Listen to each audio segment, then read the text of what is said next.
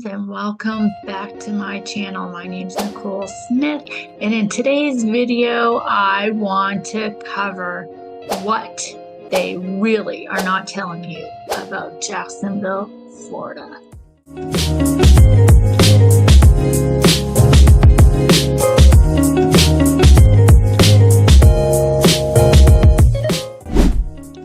Thanks so much for sticking around, friends.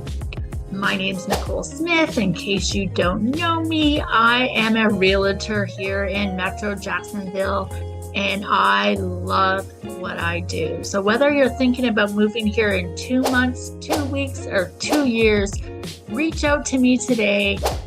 Put a comment down, have invite to my calendar down there, and make sure that you set up an appointment to talk to me about your future real estate needs. So I want to get to the real dirty details about living in Jacksonville, Florida. The things you're really not hearing about in the mainstream media. You know, they always love to highlight the beaches, the sunny weather. But you know what? There's some things here that you don't really hear about that I want to share with you. So, one of the most important things that you might not have thought about if you're living here and you own a home in sunny Florida is the maintenance that you're going to have to do on your home. Because the sun beats down on your home, you're going to often need more painting and maintenance done on the exterior than you actually thought. Power washing is a big deal. We have to probably do it at least every 6 months in order to keep the black and the moldy look off of our home, off of our gutters, our eaves troughs, our soffits, our driveways, our pathways, our windows, the exterior of our property. Power washing is probably one of the most inexpensive ways to make your house look brighter, better, and have curb appeal. And especially if you're considering selling your property, that is one of the least expensive things you can do to prepare your home. And if your home is power washed, it does look great. And I don't know if you have a power washer. Personally, I do have one and I use it all the time. And there's something very gratifying about spraying all that dirt away.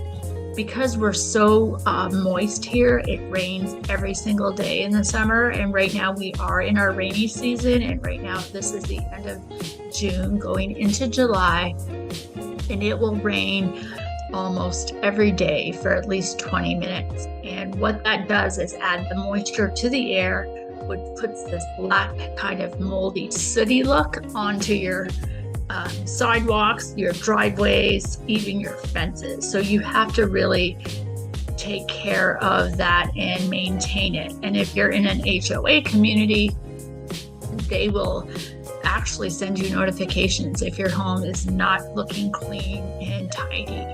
So that is something you have to consider when you're moving here, is power washing and maintenance. As part of the maintenance I want to discuss is lawn maintenance. When it rains every day, that means your grass will actually grow. Yeah, it actually grows quite a bit. And so oftentimes in the summer, you may have to cut your grass twice. It just depends on, obviously your style, but sometimes it'll just grow like a weed and you're like, wow, your grass is so overgrown just because your neighbor cut theirs before you cut yours, and then it looks like your lawn is longer than it actually really is, but you have to get out there and cut it.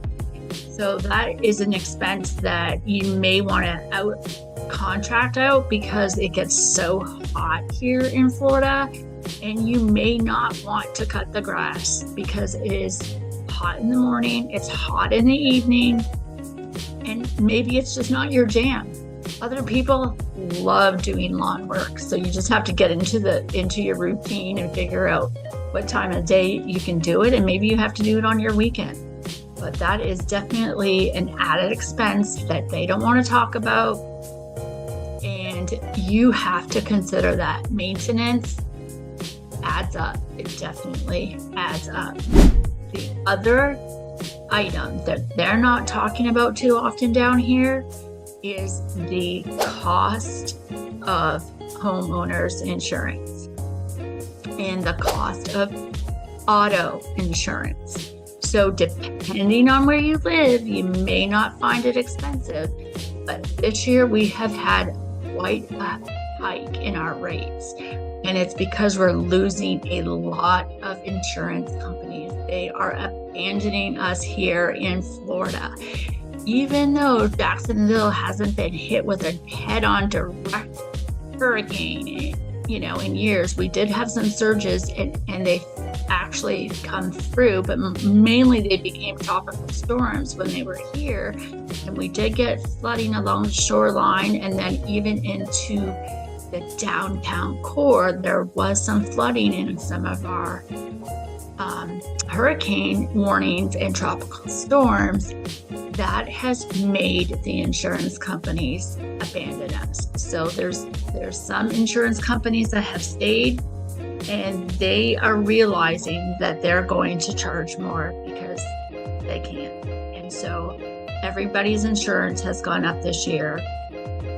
And with the roofs being older, there are insurance companies that won't actually insure you if your roof is over 15 years old.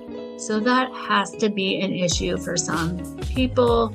And what you have to do is make sure your home is in good shape when it comes to the roof if you're considering making a sale of your home.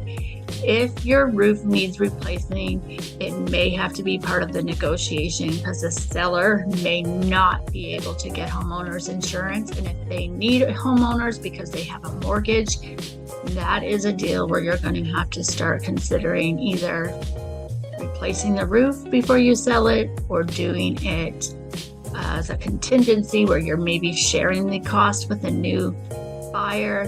There's different options out there, but getting a architectural shingle is a good idea, and getting a shingle that's maybe 30-year versus a 15 or a 20.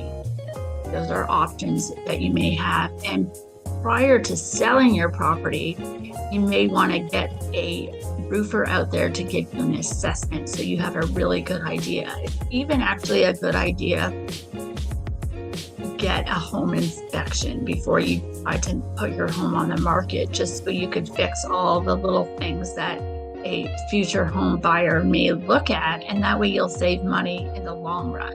So that's just a side note of a tip. But the other thing they're not talking to you about is the driving conditions. So the driving conditions in Metro Jacksonville are, in my opinion, pretty good. If you can regulate your time around the bus schedule, because in this summer, it's not the same traffic as during the school year. So oftentimes you're going to get really bad traffic during the hours that school goes in and school goes out. The bus services here are shared amongst elementary, middle, and high schools.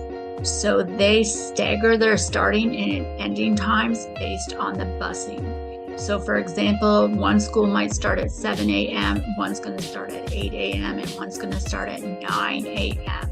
And in those hours, the traffic could be really rough with the schools. And then they're going to be letting the children out at 3, sometimes earlier, sometimes 2, 3, sometimes 4 even. So the traffic here is a little different. It's not like 5:30 you're having rush hour traffic. Sometimes, yes, but in most cases, you're dealing with more of a rush hour between 3 and 5 than you are between, say, 5 and 7. You can actually leave 5 minutes early and miss everything, or if you leave 5 minutes late, you're stuck in everything. So get to know the traffic pattern. So when you move here, you have to be mindful and be a really strategic driver, and be in defensive mode and watch out for silliness. And that is why one of the reasons people's car insurance is up, because of such silliness.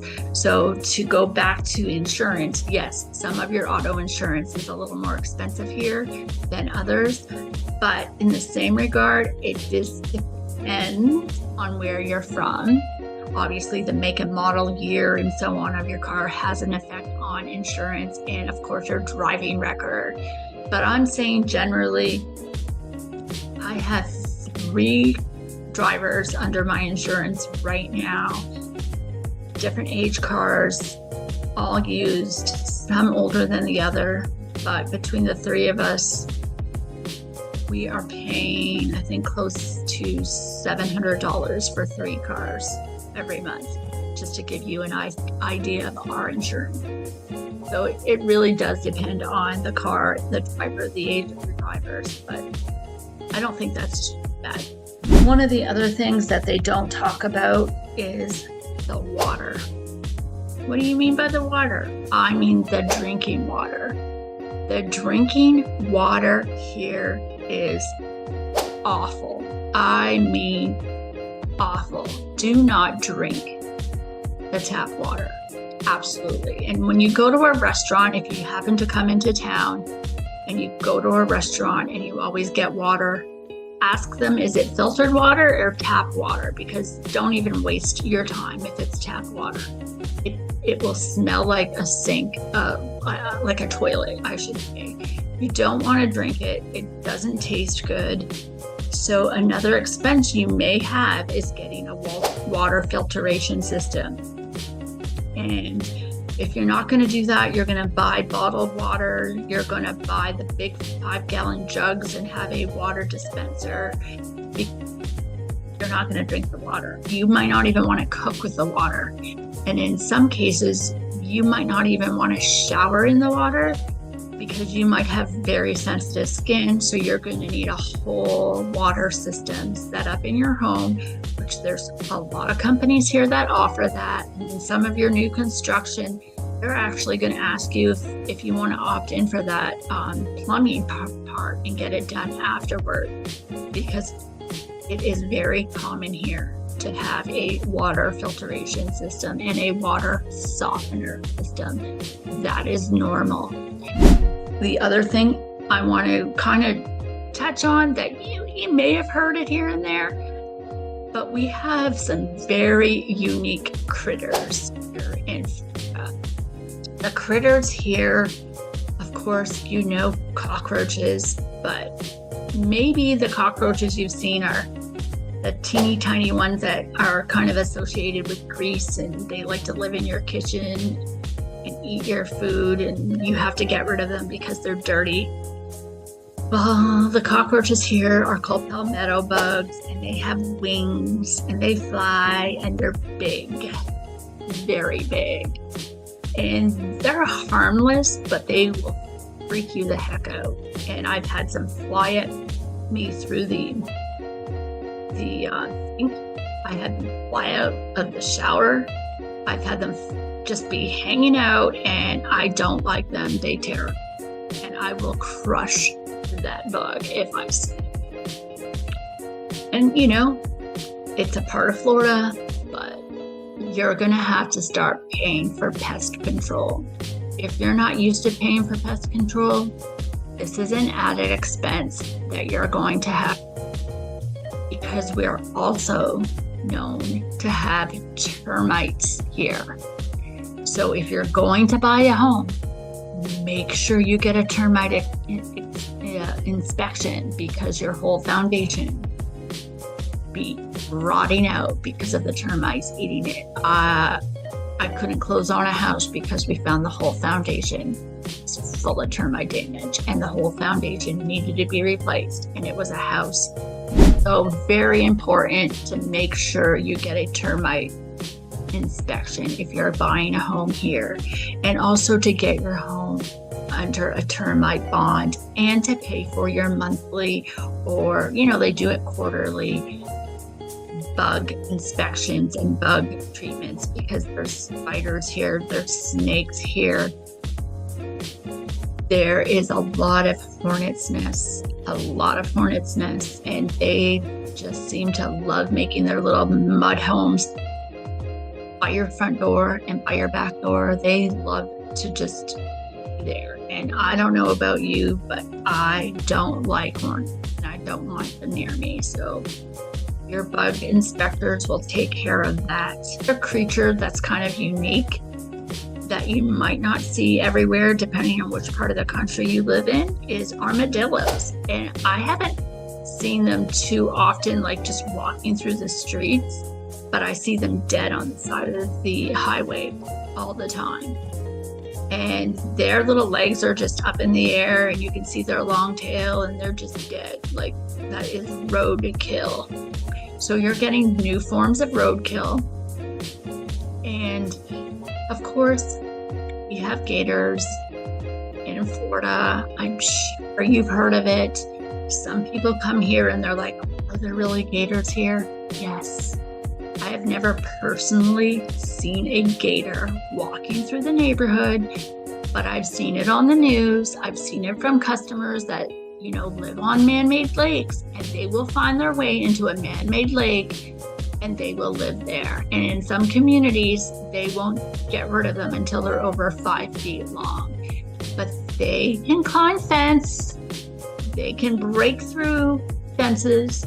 So be mindful. And if you have pets, please don't walk your pets near the edge of the water, because they will come out of the water and grab your pet. And unfortunately, people have died trying to save their pets. And so this is the things that people aren't going to tell you about Florida, but you've got to use some common sense. You have to use wisdom. Gators are going to be almost anywhere. People aren't going to tell you about Florida, but you've got to use some common sense. You have to use wisdom. Gators are going to be almost anywhere there's a body of water. We have even seen them in the ocean. Okay, they're not supposed to be living in the ocean, just in case you didn't know that. But we have seen them there. How they got there, God only knows. But be mindful, they're gators. You will also see little tiny lizards everywhere. You're just going to have to get used to it. They're pretty harmless. They sometimes run very quickly, and sometimes they will get in your home and they will end up dying in there because there's no food inside the home. So one day, when you move the sofa back and you go to vacuum, you'll see a dead skeleton. It is what it is. But they just run. I call them zippy because they zip, zip, zip so fast, and they're not going to hurt you. And some people pick them up and sometimes they get scared and their tail will fall off and regrow, because that's just one of their protective mechanisms that they have. So I'm sure the little boys and little girls who like to play with little creatures will find it interesting. But me, I just let them run by. I don't entertain them, but they're harmless. So be used to them. Every time you walk, you'll see them every time. The other thing, of course, is our weather. And yes, that is a pro and a con at the same time. And why do I say that? Because some of you live in areas that are 4 seasons. Okay, we have 3 seasons. We have cool, hot, and damn hot. Okay, that's the 3 seasons we have. And not to be foul language there, but really, it's Florida. I'm in Northeast Florida, so we do get more of a reprieve than they do in South Florida. We are close to the ocean, so we do get a bit of an ocean breeze, but we still get hot and we get humid. And the humidity in December happens to be higher than the humidity in July. I don't get it, but you know what? It is what it is. So what you have to get accustomed to is doing certain activities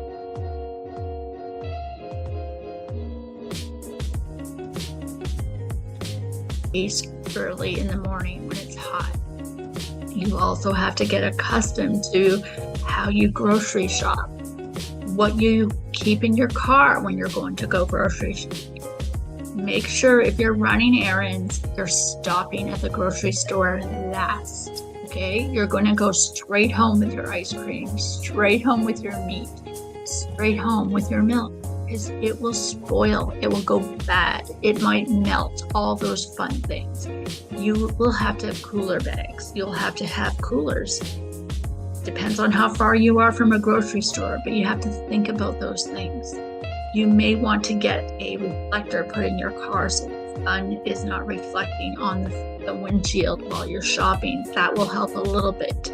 Okay, so keep that in mind. The weather here will change some of your usual normal routines.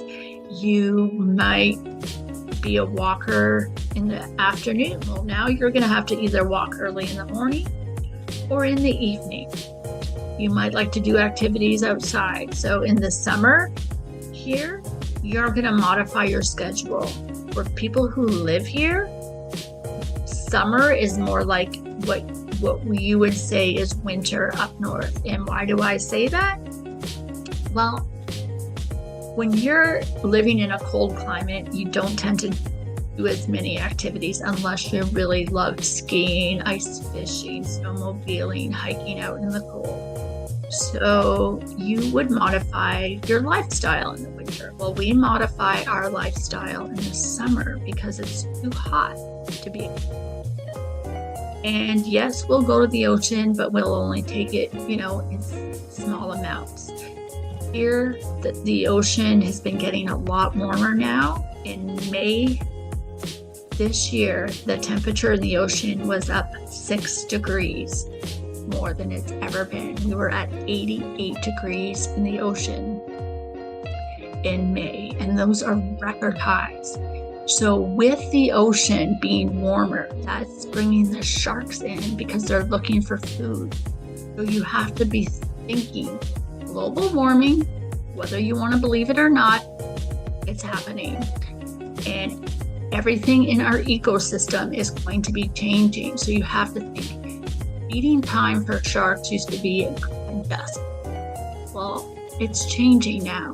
So please be mindful if you're coming to Florida and hanging out in the ocean. They're not just out far anymore. Those sharks are coming in, and we've had quite a few shark incidences this last week.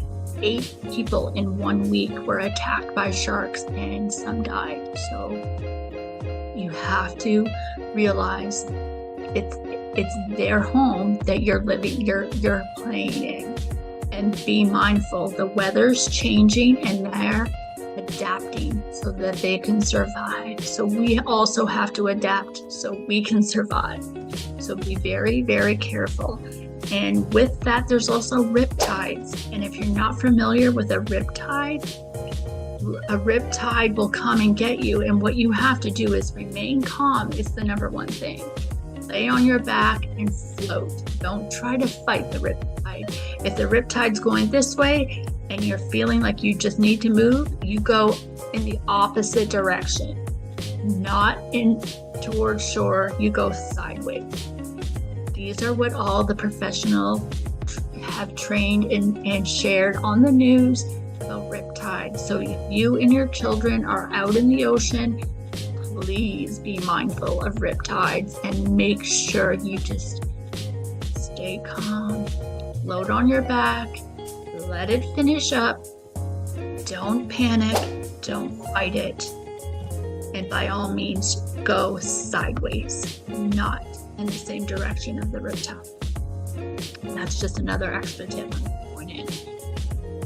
But that is part of our whole weather system. That is part of the things they're not always talking about in Florida. These are cautionary items that you need to consider. And because of the heat, because of the humidity, because of the heat index, you're going to have to stay hydrated. You're going to have to drink a lot of water. You're going to have to cover up. You're going to have to wear your sunscreen. These are all the precautions you have to take. And if you have any kind of health conditions, make sure you monitor yourself and be mindful of how much time you're spending out in the heat. Other item that I want to talk about that they're really not telling you is about the pay grade here. Now, I know not all of Florida is the same. So I'm only going to speak on from what I've heard, but in Northeast Florida, they're not paying you as much as they may pay you in South Florida. They may not be paying you as much as they paid you in New York for the exact same job. So please do your research and check to see whatever career, whatever job, whatever business that you have, check what the average pay is in the Metro Jacksonville area before you make a decision to move here, and make sure that you're going to be getting the equivalent or more. Our cost of living is fairly low here, but if you're used to making, let's say, $60,000 and you are, let's say a manager at a company, and you look at the same type of job here and they're only paying you $50,000, then it's really basically the same. So you have to kind of consider that and make sure you do your due diligence and do your research for your career, and make sure that you're going to be getting paid what you're used to getting paid before you decide to make a move to the Metro Jacksonville area. That's not something everybody's going to talk about. Other thing I want to cover is our schooling here. So our education system is improving, I must say. In one of the counties here called St. Johns County is the #1 school county in the entire state of Florida. So we do have that. And Duval, Clay, and Nassau, they're getting better in their schooling as well. But overall, for elementary, middle, and high school, Florida as a whole, compared to other states, we're very low. Our quality of education is low. Where we strive is in our collegiate. Our college and our universities are the top in the country. So keep that in mind for your education. Oftentimes people are putting their kids in homeschooling or private schools or looking at different options. So make your decisions and do your research for the education system, depending on yourself, your children, and maybe the state you're coming from doesn't have the greatest education system. But I know when I brought my kids here from Canada, we were learning in Canada what they learned here 2 years prior. So it's almost like they're 2 years behind. And they started earlier in Canada. So my children, when they transferred, were actually the youngest in their classes, because we started them when they were 4 years old into elementary school. So they were ahead of the game, but they were learning the same thing that they learned here 2 years prior. So keep that in mind. The other thing I want to talk about, and it's not that popular, is politics. So I'm not going to say what politics. It doesn't matter, but just know that, this area is about 50-50. They're divided both sides. So keep that in mind, that, whether you're red, whether you're blue, donkey or an elephant, you're going to more than likely have someone opposite of you on your street, in your community, on your job. And so just knowing that you may not see eye to eye on every aspect of politics with your neighbor, even with your friend, just learn how to agree to disagree, to decide not to talk about certain things, and just remember to be friendly. The bottom line is, in life, we all love our children, we all love life, hopefully, and we all want and are working towards having a good life. And if we respect one another and respect our homes and our neighbors, and that everybody is supposed to have their own opinion, and we're not rude and we're polite, let people be people and have their choice and have the freedom to believe in what they want to believe. That's the bottom line. But I wanted you to know it's not a red state, it's not a blue state, it's not a purple state. Who knows what the state is? It is what it is. Every neighborhood's going to be different, and that's okay. That's why people choose to live in America, because of the freedoms that America has to offer us. So let's not criticize and be cruel to each other because we're deciding to vote in one direction or another. Just respect each other and be kind. A smile will go a long way. Being a good neighbor goes a long way. Showing kindness will go a long way. So those are the things I wanted to discuss today, because they're not going to tell you all these things on the news. They're not going to speak about all these things on the internet. And this is life. We all need to have a grasp on the good, the bad, and the ugly of the community we live in or the community we're considering moving to. So I'm going to leave my link in my calendar below. Make sure you click on it and let's have a consultation. Let's figure out if buying or selling is in the cards for you in your future, how you want to get it done. Do you want to do it simultaneously? Do you want to do one first, then the other? I have a great team of people I trust for lenders and title and insurance, even in lawyers. I have a great team here that will help and guide you through the process. And if this video was helpful, make sure you give it a thumbs up. Make sure you like, subscribe, and follow. Leave me a comment if you have any questions, if you want more details about anything. If this video is something you found useful, share it with a friend. And whether you're thinking about moving in 2 weeks, months, or 2 years, reach out to me today and let's figure it out together. My name's Nicole Smith, and I'm living the dream here in Metro Jacksonville, Florida. And if you're considering making a move, make sure you pick me as your go-to agent here and start living the dream in Jacksonville, Florida, like I am. Bye for now, friends.